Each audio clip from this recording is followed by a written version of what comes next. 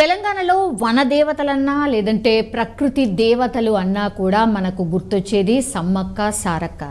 So ఆ దేవతలు వెలిసి కోరిన కోరికలు తీర్చే దేవతలుగా పేరు కూడా గాంచారు. అండ్ ఇంటి ఇలవేల్పులుగా కూడా పూజలు అందుకుంటున్నారు. తెలంగాణ ఆడబిడ్డలు అని కూడా పిలుచుకుంటాం. మేడారం సమ్మక్క సారక్కల జాతర ప్రతి సంవత్సరం కూడా జరుగుతుంది. బట్ 2 సంవత్సరాలకు ఒకసారి చాలా గ్రాండ్గా జరుగుతుంది, మనందరికీ తెలిసిందే. సో ఈ ఏడాది కూడా సమ్మక్క సారక్క జాతరను నిర్వహించేందుకైతే తెలంగాణ సర్కార్ ఏర్పాట్లు చేస్తోంది. ఎందుకంటే తెలంగాణ వచ్చిన తర్వాత అంటే 10 ఏళ్ల తర్వాత ప్రభుత్వం మారిన తర్వాత జరుగుతున్నటువంటి జాతర అండ్ గిరిజన బిడ్డ అయినటువంటి సీతక్క హయాంలో జరుగుతున్నటువంటి జాతర ఇది.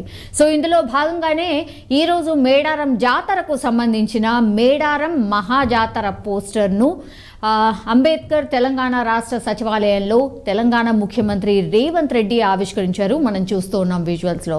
సో ఈ కార్యక్రమంలో తెలంగాణ రాష్ట్ర మంత్రులు సీతక్క అండ్ కొండా సురేఖ, పొంగులేటి శ్రీనివాస్ రెడ్డి అండ్ పొన్నం ప్రభాకర్, చాలామంది అధికారులు కూడా పాల్గొన్నారు.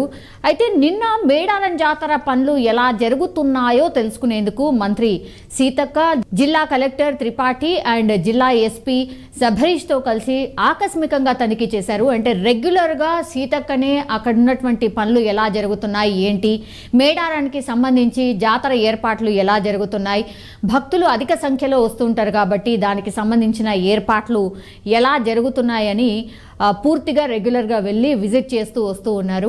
సో ఆ అధికారులకు ఎక్కడెక్కడ లోపాలు ఉన్నాయో వాటన్నిటిని సవరించుకొని ఇలా కాదు ఇలా చెయ్యండి అన్నటువంటి మాట కూడా చెప్తూ వస్తున్నారు. పూర్తిగా సమీక్ష సమావేశాలు కూడా నిర్వహిస్తున్నారు రెగ్యులర్గా. ఈ నేపథ్యంలోనే మొదటగా విఐపి పార్కింగ్ స్థలాన్ని and then RTC bus stand, Haritha hotel, Jampanna Vagu స్థానఘట్టాలు, స్తూపం రోడ్ కావచ్చు, కొత్తూరు సమీపంలో మరుగుదొడ్ల పనులను ఆమె దగ్గరుండి పరిశీలించడం కూడా జరిగింది. ఆ తర్వాత కన్నేపల్లి గ్రామంలోని సారలమ్మ దేవాలయ పరిసరాలను కూడా పరిశీలించారు. ఎందుకంటే అక్కడి నుంచే సమ్మక్క సారలమ్మ దేవతల్ని తీసుకొస్తారు కాబట్టి అది అత్యంత అతిపెద్ద ఘట్టంగా ఉంటుంది. సో చాలా లక్షల్లో భక్తులు పాల్గొంటూ ఉంటారు.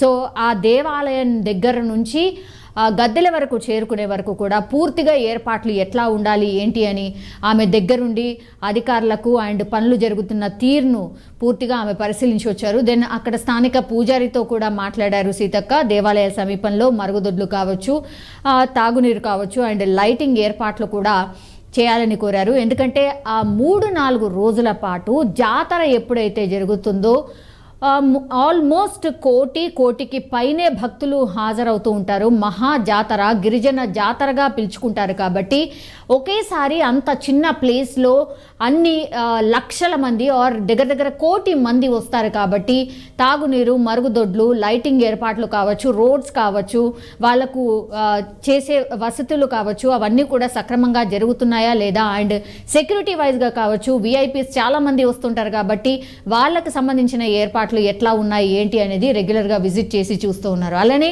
అన్ని ఏర్పాట్లు పూర్తి చేయాల్సిందిగా సంబంధిత అధికారులను కూడా ఆదేశించారు. ఎందుకంటే మహాజాతర కూడా దగ్గరకు వచ్చేసింది. ఇప్పటికే హాలిడేస్ ఎప్పుడున్నా సరే చాలామంది భక్తులు అప్పుడు రష్ ఉంటుంది కాబట్టి ఇప్పుడే వెళ్ళి అమ్మవార్ల దర్శనం చేసుకొని వస్తున్నారు. సో అంతకంటే ముందే పనులు కొంత త్వరగా పూర్తి చేయండి. ఎందుకంటే జాతరకి కేవలం ఇంకా 10 రోజులు మాత్రమే టైం ఉంది కాబట్టి త్వరగా ఫినిష్ చేయండి అన్నటువంటి ఆదేశాలు కూడా జారీ అయ్యాయి. సో ఘట్టానికి సంబంధించిన పోస్టర్ అయితే ఈరోజు అఫీషియల్గా ఆవిష్కరించారు. సో ఆ ఏర్పాట్లన్నీ కూడా సీతక్క అండ్ కొండా సురేఖ దగ్గరుండి పర్యవేక్షిస్తూ ఉన్నారు. సో మహాజాతరకి ఆల్మోస్ట్ గిరిజన జాతర మహాజాతరకి సంబంధించి ఏర్పాట్లన్నీ కూడా పూర్తి కావస్తున్నాయి. సో జాతరనైతే అత్యంత ప్రతిష్టాత్మకంగా అండ్ తెలంగాణ సర్కారు కూడా 1 కోటి మంది వచ్చేటటువంటి జాతర కాబట్టి దాన్ని కూడా ఒక ఛాలెంజ్గా తీసుకొని అన్ని ఏర్పాట్లు అయితే పూర్తి చేస్తోంది. అండ్ ఇంకో అప్డేట్ దీనికి సంబంధించి ఏంటంటే యాక్చువల్లీ మహిళలకి ఇప్పుడు ఉచిత బస్ ప్రయాణం ఏదైతే ఉందో మరి ఈ జాతరకు వెళ్ళే అంటే సమ్మక్క సారల జాతరకు వెళ్ళే భక్తులకు అంటే మహిళా భక్తులు చాలామంది ఉంటారు కాబట్టి మహిళా భక్తులకు మరి చాలా ఎక్కువగా వెళ్తూ ఉంటారు కాబట్టి మరి బస్సుల సౌకర్యం కావచ్చు, లేదంటే ఈ ఆల్మోస్ట్ ఇప్పటికే 10 కోట్ల ఉచిత బస్ ప్రయాణం చేశారు మహిళలందరూ. మరి అట్లీస్ట్ ఆ జాతర టైం అప్పుడైనా మరి టికెట్ రూపంలో ఏదైనా అమౌంట్ తీసుకుందామా అన్న ప్రతిపాదన కూడా వచ్చిందట. కానీ సీతక్క కానీ లేదంటే ముఖ్యమంత్రి సీఎం రేవంత్ రెడ్డి కానీ వీళ్ళందరూ కూడా తిరస్కరించారట. ఏదైతే ప్రామిస్ చేశామో మహిళలందరికీ ఉచిత బస్ అని ఏదైతే ప్రామిస్ చేశామో అది ఎంత రష్ ఉన్నా సరే ఏమున్నా సరే, అండ్ ఎస్పెషల్లీ ఇప్పుడు గిరిజన జాతర, మహిళలు అధిక సంఖ్యలో వచ్చేటటువంటి జాతర, వాళ్ళకి ఫ్రీ బస్ సౌకర్యం డెఫినెట్లీ కొనసాగించాల్సిందే అన్న డిసిషన్ తీసుకున్నారట.